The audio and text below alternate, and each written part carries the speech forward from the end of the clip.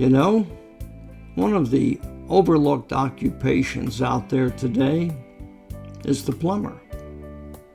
Unless you need one. Come on in.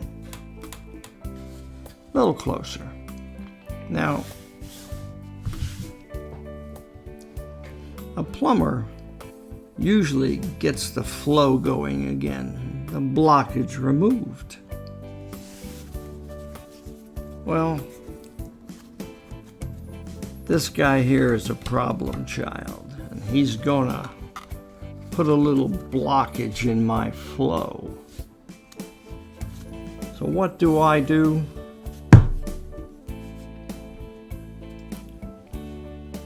I call the plumber and use a plunger. It's that simple. If I want to get rid of that blockage, I let the plumber do it.